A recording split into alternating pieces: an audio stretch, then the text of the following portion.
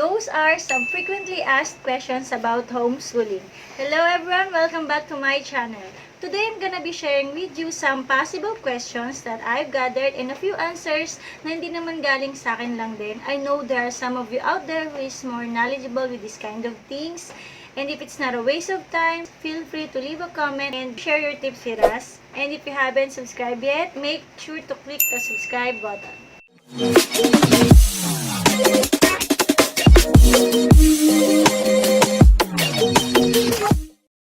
So, matatandaan natin na noong March 3, ang Pilipinas ay nag-celebrate ng 3rd National Homeschooling Day.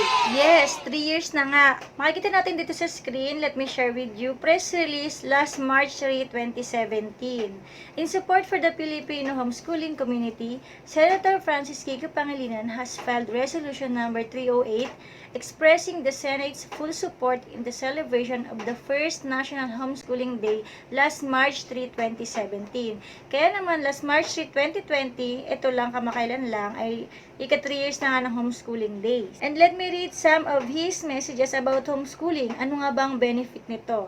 Sabi nga ni Senator Pangilinan, a lot of time is wasted in traffic going to and from schools. Bullying has also become a serious issue. Homeschooling is a good option for both parents and children. It can provide a secure and a hassle-free environment where children become independent thinkers and focus on learning and not merely getting high grades. Also, Senator Pangilinan added, we believe that if we were to shape our nation, we will have to shape first our communities. And if we are to shape our communities, we have to shape our families. Also, Senator Pangilinan said, as the movement for homeschooling in the country grows, we see a need to institutionalize this alternative mode of education, one that would set guidelines for a homeschooling program that ensures that children get to have the quality education they deserve. Sinabi rin ni Senator Pangilinan, pag nakita nating lumalaki ang ating mga anak na balansyado, nakakamit ang kanilang pangarap, may kumpiyansa sa sarili at sa kanilang puwang sa komunidad, yan ang pinakamagandang regalo ng nanay at tatay sa kanilang mga anak. Yan ang inaasahan ng homeschooling. And Sen. Pangilinan also added, that is the goal of homeschooling. Noon pa man, fan na ako ng homeschooling. Wala pa akong baby. Kaya naman ay naaral ko to. So ngayon, let's start with the number 1 question. What is homeschooling? As you can see, parami ng parami ang mga magulang na pinipili ngayon ng homeschooling. Lalo na sa panahon natin ngayon. Many parents are now choosing to homeschool instead of sending their children to public or private school. Homeschooling is a progressive movement around the country and the world in which the parent educate their children at home instead of sending them to public or private school. Some families choose to homeschool for a variety of reasons, including dissatisfactions with the educational options available, different religious or educational philosophies, and the belief that the children is not progressing within the traditional school structure. There are 2 types of homeschooling, and it is home education and home study. As you can see in this chart, home study and home education are different. Let us talk about the first differences. Home study, it is a homeschooling offered by some school that has terms. There are institutions that offers online program. While home education, it is a homeschooling, home-based education, and where the parent led. In here, the parent is the teacher and the parent is the educator. Second differences, the parent or another designated adult use a curriculum created by an established virtual school and serve as learning coaches alongside hired teachers. Wherein, home education, parents purchase or build the curriculum and serve as teachers. As you can see, in home education, the parent can customize the subjects or every learning activities with their little ones.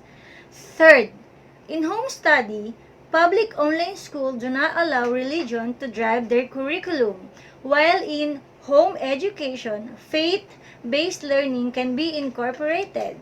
Fourth, in home study, many online schools weave socialization opportunities into their curriculum, while in home education, socialization opportunities must be designed and customized by the parent. And fifth, in home study, public online schools administer the state's standardized test.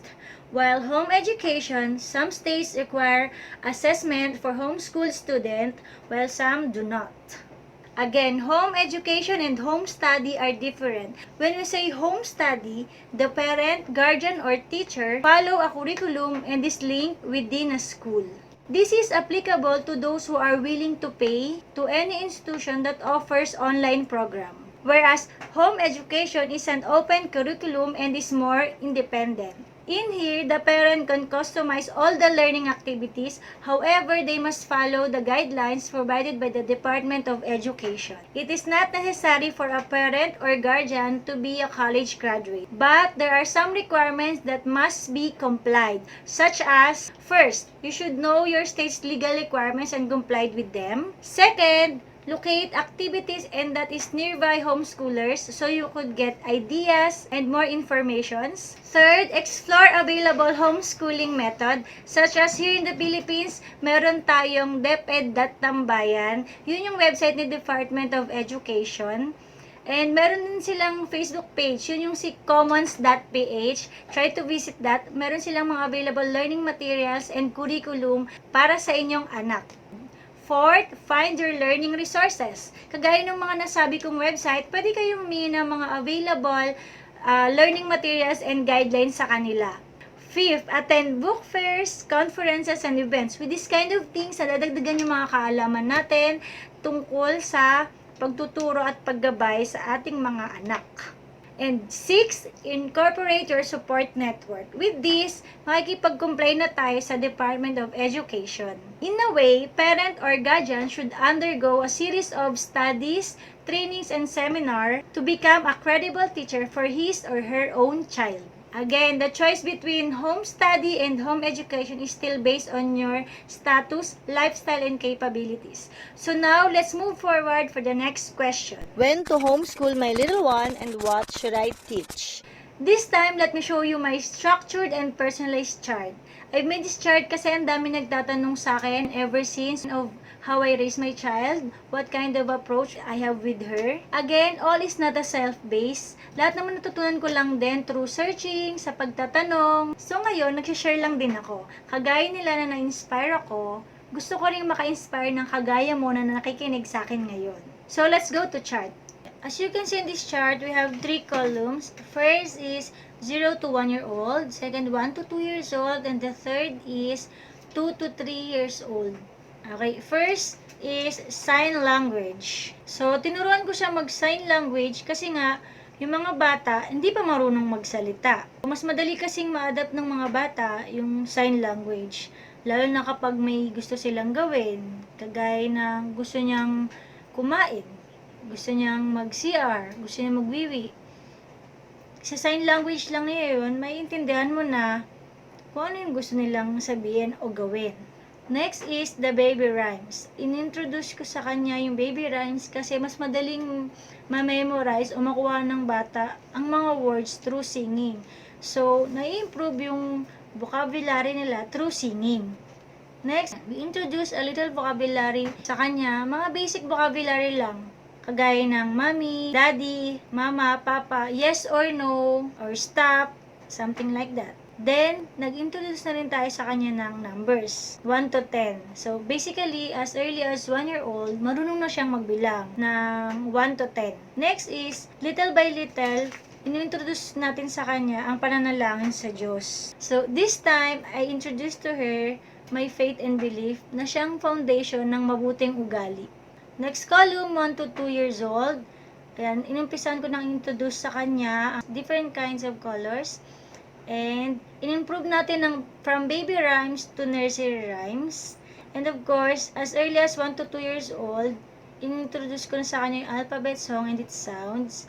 And next is, from number 1 to 10, in-improve natin from 1 to 100. So, as early as 1 to 2 years old, she can count 1 to 100. And of course, in-introduce natin yung different kinds of shapes. Meron din tayong different kinds of animals and its sounds. And I also introduced her the different types of flowers, fish, cars, vegetable, and etc. And kasama rin sa in-introduce ko sa kanya is the proper hygiene. Tinuruan ko siya ng tamang pagsisipilyo ng ngipin, tamang paghuhugas ng kamay, paggamit ng banyo, and so on. And of course, I introduce the additional vocabulary and I do some responsive tests kagaya ng kung ano ba yung gagawin niya kapag sinabi kong ganito. Halimbawa, tinawag ko yung pangalan niya, what she will gonna do. Or sinabi ko sa kanya na umupo ka lang dyan. Ano kaya yung gagawin niya? Or may tatanong ka, titingnan mo kung paano siya magre-response. And of course, I also incorporating my faith and belief again to her. Hindi natin naalisan ng pananalangin sa Diyos. Because again, it is the foundation of a good attitude. Next column is the 2 to 3 years old. From first to second column, this is all the additional. Hanggat maaari wala tayong aalisin, pwedeng may ibawas pero mas maganda kung nadadigdagan lang yung kaalaman ni little one. Diba? Mas maganda yun kaysa nababawasan. Third column, 2 to 3 years old. This time, I introduced to her different kinds of lines na nakakatulong sa kanilang pagsusulat at pagdodrawing. And second, make her memorize a song, short poem, and the Bible verses. These activities helps their memorization skills improve. And next, writing lesson, inintroduce ko rin sa kanya at ang reading lesson. Little by little lang, no, wag natin bibiglain. Next is, this time I introduced to her the house chores. Mga simpleng bagay lang, kagaya ng pagwawalis, paghugas ng pinggan, or kagaya ng simpleng ginagawa niya after kumain, nilalagay na niya sa lagay ng hugasan, yung kanyang pinagkainan. She always makes sure to clean up all her toys. Next is etiquette and good manners and right conduct. Ayan, tinuruan ko siya ng pagsusori kapag may nagagawa siyang mali. And of course, take responsibility. Kagaya ng halimbawa may nabuo siyang tubig, kukuha agad siya ng basahan para punasan yon. And when it comes to table etiquette, alam na rin niya ang importance ng serving spoon. And next is, of course, hindi mawawala, introducing God's commandment and praying to God. This time, mas marunong na siyang mag-pray and alam na niya kung kailan, bago kumain, bago uminom, bago matulog at pagkagising. So, ayan, mas effective talaga kapag baby pa sila is during bedtime. Pero pag toddler na sila, I guess mas effective kung magkakaroon na tayo ng routine. Like, for example, every morning after she wake up, magbe-breakfast, magte-take a bath, and then go straight to the table, and then start the lesson or start the activities. And so, as we go along, there are extra things that a little one can able to learn. And the child who is allowed to be respectful to his parent will always have true respect to anyone. Let us always believe in our child. Palagi pa rin tayong maniwala that they can afford to understand everything that we wanted them to learn and not to be ignorant of this chaos and full of changing world. Still, huwag pa rin natin kalimutan na bata lang sila, bata pa rin sila, at hindi na iwawala ang salitang laro sa kanila. Next is how to start homeschooling. Siyempre, bago naman natin sinisimulan yung mga bagay, we always plan things. So, first thing we do is we plan. So, you build the plan, you make yourself ready, work with your brain, and of course, be creative. And for the execution, prepare a little space for your little one. Hindi naman kailangan mahal yung mga gamit, hindi naman kailangan sobrang kompleto, hindi kailangan madami. Some basic things lang, kagaya ng pangsulat, pangkulay, ayan. At ang pinakamalaga, komportable siya. Just a bit reminder, sometimes things will not always go as planned. However, we should learn how to manage things, especially our child. And it's just a matter of adjustment. And next question is, what else do I need? Do I need a computer or laptop? Do I need an internet? Do I need a printer? Siyempre, mas magandang meron. Pero kung wala naman, may mga alternatives tayo na pwede natin gawin. Kagaya ng mga mobile phones natin. May mga bagay na kayang gawin ni computer na kaya na rin gawin ni mobile phone. And may mga resources tayo, kagaya ng website ni DepEd Commons. Kindly check it on my description. And meron din silang Facebook page, commons.ph. Sa mga website na yan and pages na yan, makikita mo yung mga learning materials na available nila. Nagbibigay sila free. So, meron silang mga curriculum and guidelines na mga gamit natin habang ginagawa natin ang homeschooling sa ating mga anak. And since libre naman natin nakukuha yung mga learning materials and guidelines from DepEd Commons and DepEd Tambayan, gusto ko lang i-shoutout yung sinabi ng isang nanay na nakuha natin ng libre, ibigay rin natin ng libre sa kapwa natin. Huwag nating gawing negosyo, although maraming negosyante, lalo na dito sa Pilipinas. Let's take this chance to help, to lend a helping hand, to extend everything we can. That's the least we can do. O sabi nga diba ni Kuya Daniel Rason, ang paggawa ng mabuti ay hindi magbubunga ng masama. Maaari natin itong pasimulan kahit isang araw lang. So kung may printer ka naman, pwede mong gamitin yan para makatulong sa mga walang printer, lalo na sa mga malapit o kapitbahay natin na alam naman natin walang computer and printer. So let's go to the pros and cons of homeschooling. Parents who want to homeschool their children but still have reservation about it should take time to consider the positive and negative aspect of homeschooling. So let us talk about the pros and cons. The following information will help parents know what to expect when they homeschool their children. Okay, first is parents have the opportunity to determine the curriculum and their children's schooling schedule. Second, the parents have the opportunity to demonstrate to their children that education is fun. The parents also can have the opportunity to create a strong bond with their children. And next is adapt teaching method best suiting how their children learn. Next thing is the parent have the opportunity to spend extra time with their children on difficult concepts and move ahead after the children master a subject or a concept. The next thing is the parents have the opportunity to create a flexible schedule not possible for children enrolled in a public school. And also, the parent have the opportunity to provide religious and ethnical instruction for their children. And also, parents have the opportunity to shelter children from school violence, drugs, and other negative behaviors children in public school frequently encounter. And also, they can provide children with the personal interaction that teachers in a large classroom are not able to provide. And additional to the pros, parents have the opportunity to spend extra time helping their children develop any special talents they possess, including musical, athletic, cooking, and etc. And of course, they can discuss controversial topics at their discretion with their children. And they can also enjoy spending more time with their children, and also they can assist their children during adolescence and other trying times.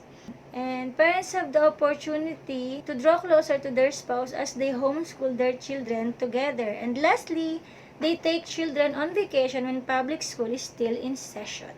And for the cons of homeschooling, parents should be around their children all day long. This can be difficult when children become restless and misbehave. And parents should frequently explain their reasons for homeschooling their children to friends and relatives unsympathetic or confused about their decision.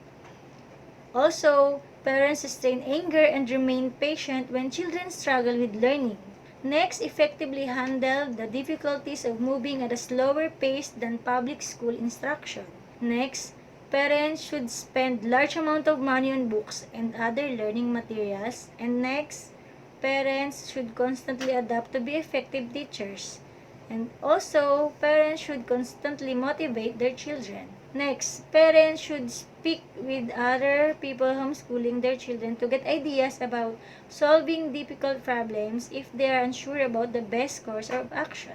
And next, spend time reviewing numerous curriculum programs up to their standards and best suiting their children's learning needs. And lastly, for the cons, parents should spend more time finding playmates and friends for their children in similar circumstances.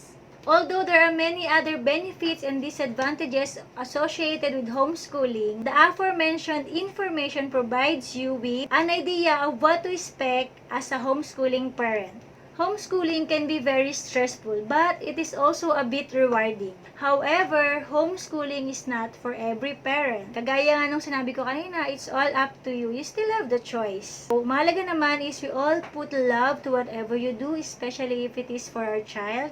And maybe always do great good things that will help and inspire others. Thank you!